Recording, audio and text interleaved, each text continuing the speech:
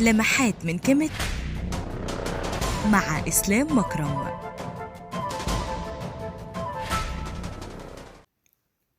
نثر رينبت، كل سنة وانتم طيبين بمناسبة عيد الأم. في إشاعة بتقول إن فكرة الاحتفال بعيد الأم بدأت في عهد الإغريق ثم الرومان، وده كلام غير صحيح بالمرة، لأن أول من احتفل بعيد الأم هم المصريين القدماء. المجتمع في كيميت كان قائم على الاستقرار الأسري، والأم هي أهم عنصر لاستقرار الأسرة والمجتمع. حتى في الديانة نجد كل معبد مخصص لثالوث يتكون من الأب والأم والطفل.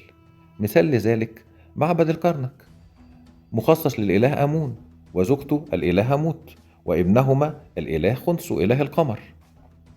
إيزيس كانت بتمثل لهم رمزا للزوجة المخلصة المحبة، فهي التي أعادت أوزوريس للحياة، وكذلك رمزا للأم القوية لأنها هي اللي أنجبت حورس وربته وسندته في حربه ضد إله الشر الإله ست.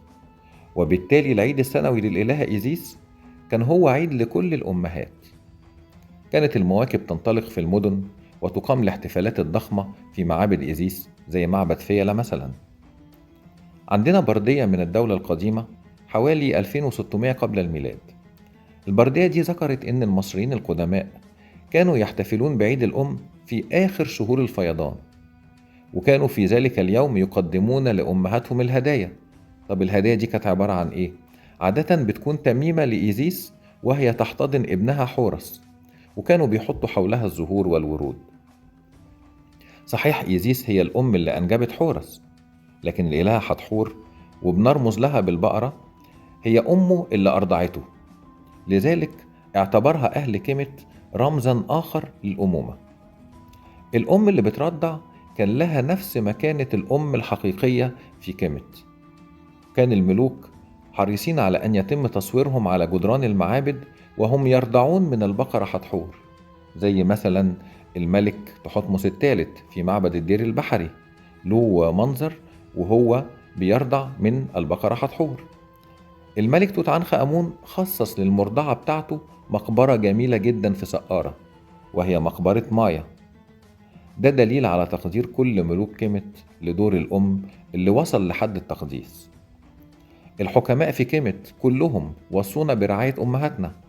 تعالوا نسمع الحكيم آني بيقول إيه لابنه: وهبك الله أما حملتك في بطنها وعانت من حملك شهورا طويلة وأعطتك ثديها لسنوات، ولم تشمئز من فضلاتك ولم تمل من تربيتك، أو تعهد بك لمربية، وأرسلتك إلى بيت الحياة المدرسة لتعلمك الكتابة، وكانت تبر معلميك ليعتنوا بك، كما كانت تعد لك طعامك يوميا، فاحترمها ووقرها ولا تنس فضلها عليك بعد أن تتزوج، وإياك أن تجعلها تغضب أو تشكوك للإله.